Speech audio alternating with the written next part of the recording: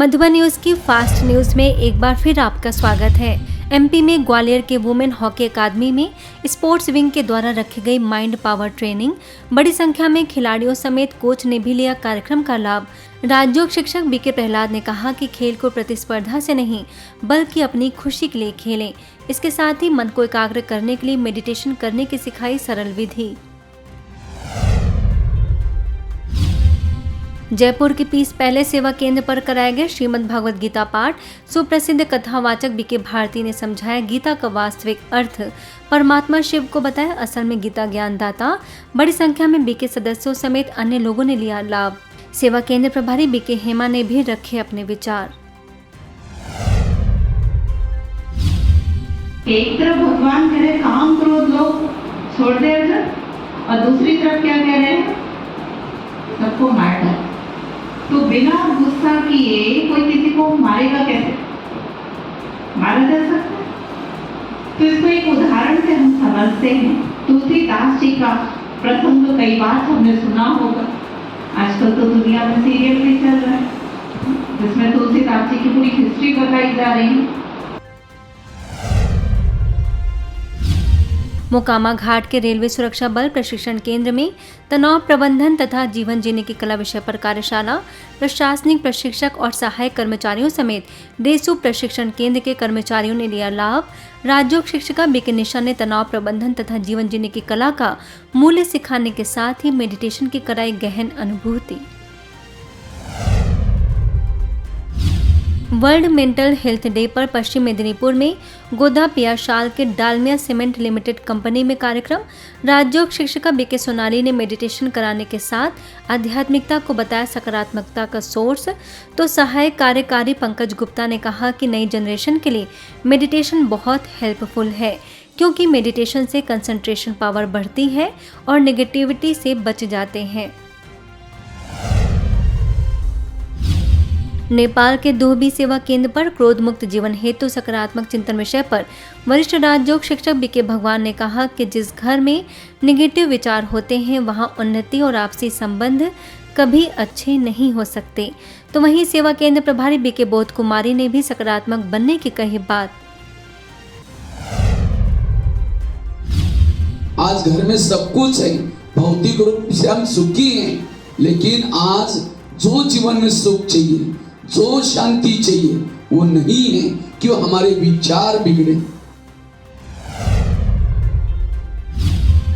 दुहबी के सरस्वती माध्यमिक विद्यालय में हुई जीवन में नैतिक शिक्षा का महत्व विषय पर चर्चा। धन गया, थोड़ा गया, हेल्थ गया, बहुत कुछ गया, लेकिन चरित्र गया तो सब कुछ गया, इसका मंत्र देते हुए बीके भगवान ने युवा विद्यार्थियों का किया चरित्र निर्माण। वर्तमान के बच्चों को मूल्य सीखना बड़ा जरूरी है। ये भौतिक शिक्षा जो आप पढ़ रहे हैं, भौतिक शिक्षा से रोजगार प्राप्त होगा, पास हो जाएंगे, नौकरी लगेगी, पेट भरेगा, लेकिन केवल पेट भरना है शिक्षा का उद्देश्य नहीं है। शिक्षा का उद्देश्य असत्य से सत्य की ओर जाना।